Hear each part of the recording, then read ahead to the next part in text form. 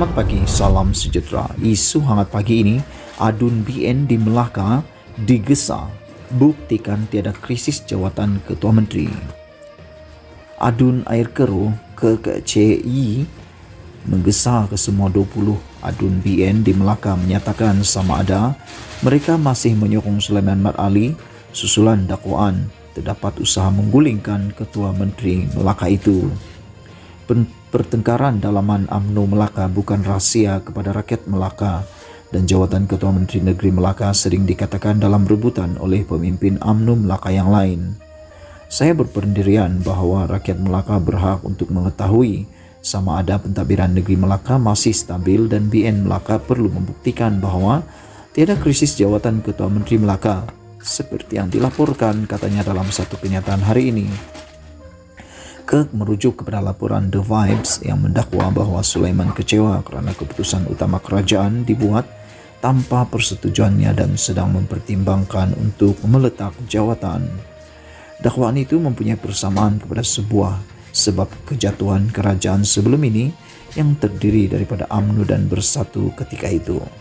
Tahun lepas, sekumpulan adun UMNO dan Bersatu telah keluar daripada kerajaan. Antara dakwaan mereka ialah Sulaiman dikawal oleh orang lain. Ini menyebabkan Sulaiman kehilangan majoritinya dan mendorongnya untuk mengadakan PRN yang dimenangi BN dengan selesa apabila meraih 21 daripada 28 kerusi pada November lalu. Ketua UMNO Melaka Abdul Rauf Yusuf dikaitkan sebagai individu yang mengawal Sulaiman. Abdul Rauf menafikan secara terbuka dakwaan itu semasa kempen PN. Semasa kempen terlibat spekulasi bahawa Abdul Rauf boleh menjadi Ketua Menteri, tetapi kepimpinan pusat akhirnya mengumumkan bahawa mereka akan mengekalkan Sulaiman. Bagaimanapun, dakwaan itu kembali muncul dengan spekulasi bahawa Sulaiman telah ditolak dan sedang mempertimbangkan untuk meletak jawatan. Laporan itu menyatakan bahawa jika Sulaiman meletak jawatan, Abdul Rauf mungkin mengambil alih jawatan berkenaan. Kirk berkata gerakan politik itu adalah bercanggah dengan mesej kempen BN tentang kestabilan politik. Hanya beberapa bulan yang lalu, pilihan raya negeri Melaka diadakan kerana 4 orang adun kerajaan Melaka menarik balik sokongan terhadap Ketua Menteri Sulaiman Mat Ali. Kini, hanya bulan keempat kerajaan baru negeri Melaka ditubuhkan, jawatan Ketua Menteri Melaka dan pentadbiran kerajaan negeri Melaka pula dikatakan dalam krisis, katanya. Sekian isu hangat pagi ini. Jangan lupa tinggalkan komen anda, tekan butang subscribe. Kita jumpa lagi. Bye-bye. Selamat pagi, salam sejahtera. Isu hangat pagi ini, adun BN di Melaka digesa, buktikan tiada krisis jawatan Ketua Menteri. Adun air keruh KKCI menggesa ke semua 20 adun BN di Melaka menyatakan sama ada mereka masih menyokong Sulaiman Mat Ali susulan dakwaan terdapat usaha menggulingkan Ketua Menteri Melaka itu.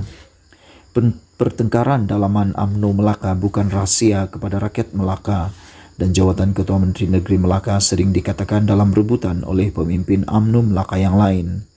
Saya berpendirian bahawa rakyat Melaka berhak untuk mengetahui sama ada pentadbiran Negeri Melaka masih stabil dan BN Melaka perlu membuktikan bahawa tiada krisis jawatan Ketua Menteri Melaka seperti yang dilaporkan katanya dalam satu kenyataan hari ini.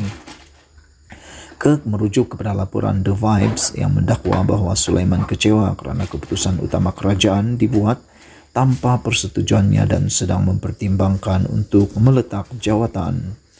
Dakwaan itu mempunyai persamaan kepada sebuah sebab kejatuhan kerajaan sebelum ini yang terdiri daripada UMNO dan Bersatu ketika itu.